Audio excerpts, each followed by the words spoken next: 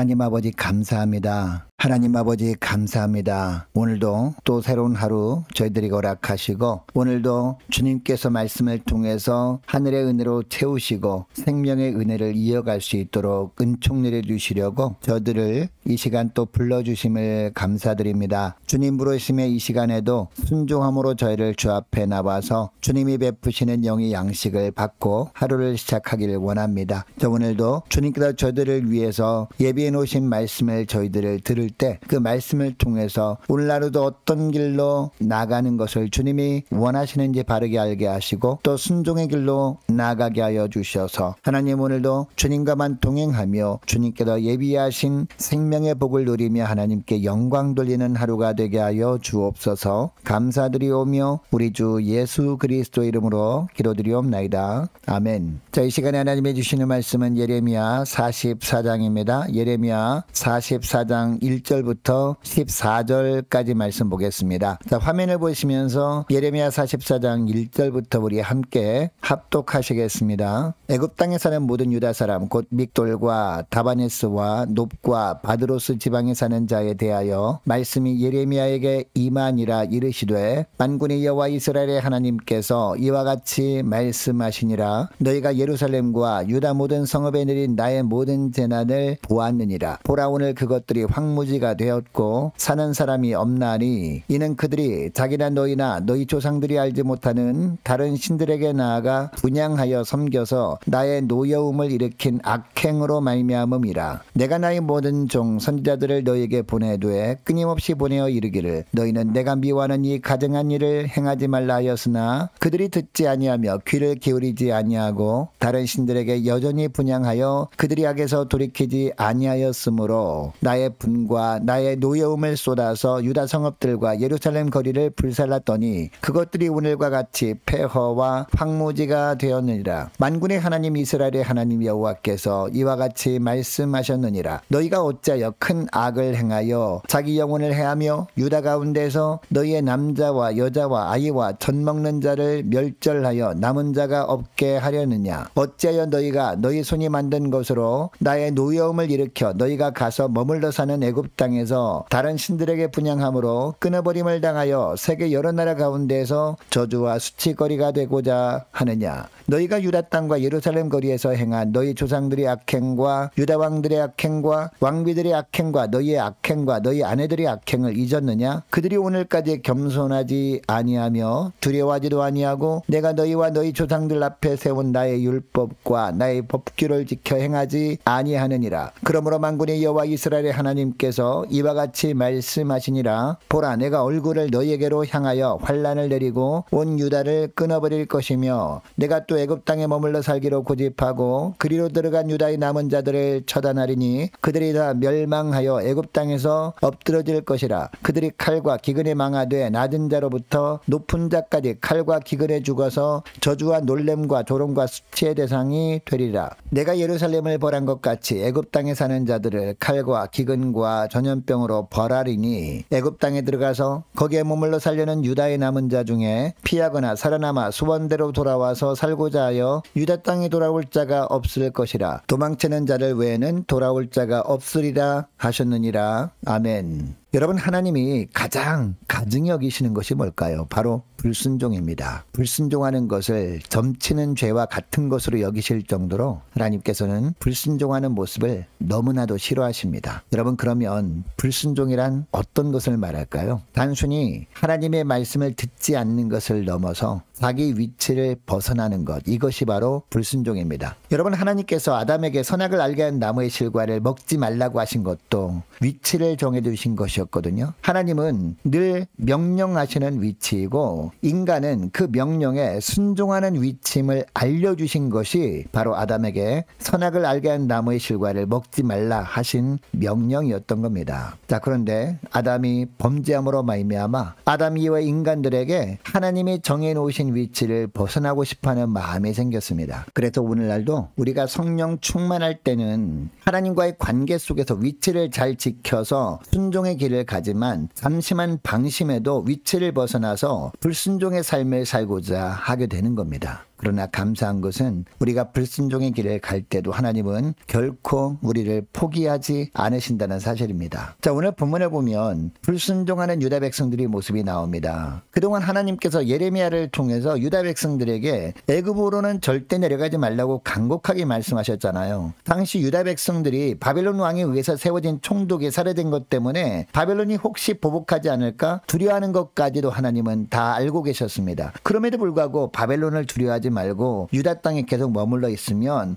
회복의 은혜를 주시겠다. 이 말씀을 예레미야를 통해서 하나님이 분명히 유다 백성들에게 하셨다라는 겁니다. 반면에 불순종하고 애굽 땅으로 가면 안전하기는커녕 상상할 수 없는 어려움을 만나게 될 것이라고 하십니다. 그런데 여러분, 유다 백성들이 어떻게 합니까? 하나님의 말씀에 불순종하여서 자기들이 볼 때 애굽으로 피하는 것이 안전할 것 같다고 애굽으로 가서 살게 됩니다. 오늘 본문에 보면 이렇게 애굽에서 가서 살게 된 유다 사람들 이야기가 나오고 있어요. 여러분, 이들은 2절 말씀처럼 유다 땅에 있을 때 유다 모든 성읍에 임한 재난을 직접 본 사람들이었습니다. 그리고 3절에 보면 하나님께서 유다 땅에 재앙이 임하게 하신 이유를 분명히 말씀하시거든요. 유다 백성들이 하나님을 떠나 다른 우상신들을 숭배함으로 말미암아 하나님을 분노케 했기 때문이라는 겁니다. 그리고 4절도 보면 이것 때문에 하나님은 끊임없이 선지자들을 보내서 말씀으로 경고하십니다. 그러나 5절을 보면 백성들이 어떻게 했다라고 하고 있습니까? 듣지 않았다라는 겁니다. 귀를 기울이지도 않고 우상신들에게 여전히 분향하는 것을 하나님이 보시고 하나님께서 어쩔 수 없이 유다 성읍들과 예루살렘이 폐허가 되게 하셨다라고 하고 있습니다. 여러분, 당시에 애굽에 살고 있는 유다 사람들에게 하나님께서 예레미야를 통해서 이처럼 심판하신다는 말씀을 하신 이유가 뭘까요? 이들이 바벨론 왕이 두려워서 애굽으로 피한 후에도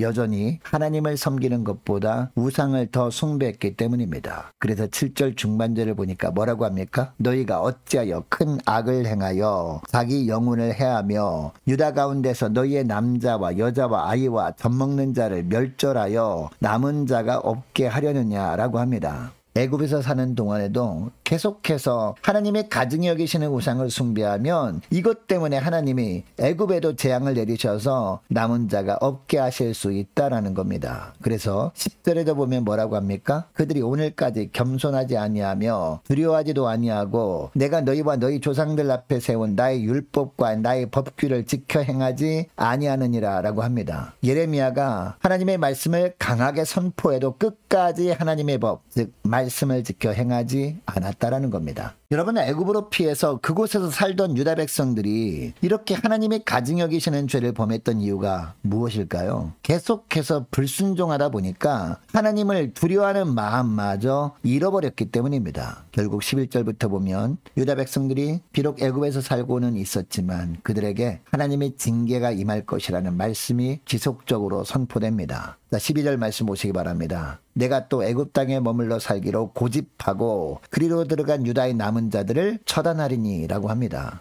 여러분, 이런 하나님의 징계가 임하면 어떤 일이 벌어질까요? 파괴되고 망하게 되어서 그것을 보는 애굽 사람들에게 저주와 놀램과 조롱과 수치의 대상이 될 겁니다. 여러분, 유다 백성들이 애굽으로 가기 전에 분명 예레미야를 통해서 하나님께서는 애굽으로 피하지 말고 유다 땅에 머무르라는 말씀을 하셨습니다. 만일 이 명령에 순종하지 않게 되면 하나님께서 징계하실 수도 있다는 말씀도 그들은 들었습니다. 그렇다면 애굽으로 안 가는 것이 정상입니다. 그리고 특히 애굽으로 돌아간다는 것은 다시 출애굽 이전으로 돌아간다는 뜻 아닙니까? 그런데 유다 백성들은 하나님의 말씀을 무시하고 자기들 마음대로 하나님이 주셔서 살고 있던 언약의 땅을 떠나서 애굽으로 가버린 겁니다. 여러분, 이것은 어떤 것을 의미할까요? 손에 쟁기를 잡고 뒤를 돌아보는 것과 같은 행동입니다. 그래서 하나님 나라에 합당하지 않는 모습이에요. 그럼에도 하나님은 그들을 완전히 버리지 않으시고 말씀을 통해서 다시 강하게 경고해서라도 돌이키기를 원하십니다. 여러분, 하나님의 말씀이 전해지고 있다는 것은요, 아직 주님이 포기하지 않았다는 의미였습니다. 유다 백성들이 유다 땅을 떠나지 말라는 하나님의 말씀에 불순종해서 애굽 땅에 살고는 있었습니다. 그곳에서도 여전히 우상 숭배를 함으로 하나님의 노여움을 사는 행동을 하기는 했습니다. 그래도 경고의 말씀이 선포되고 있다는 것은 아직 기회가 있다는 의미였습니다. 그래서 지금이라도 회개하고 돌이켜서 우상을 버리고 오직 겸손히 하나님만 섬기면 되었습니다. 그런데 그들이 어떻게 합니까? 회개하지 않았습니다. 계속해서 하나님의 말씀을 무시하고 자기들이 하고 싶은 대로 우상을 숭배했습니다. 그리고 자기들의 고향인 유다 땅에 재앙이 임한 것이 하나님은 그들이 우상을 숭배했기 때문이라고 하셨지만 그들은 그것을 인정하지도 않았습니다. 오히려 우상 숭배하는데 정성이 부족했기 때문이라고만 여깁니다. 그래서 하나님의 말씀에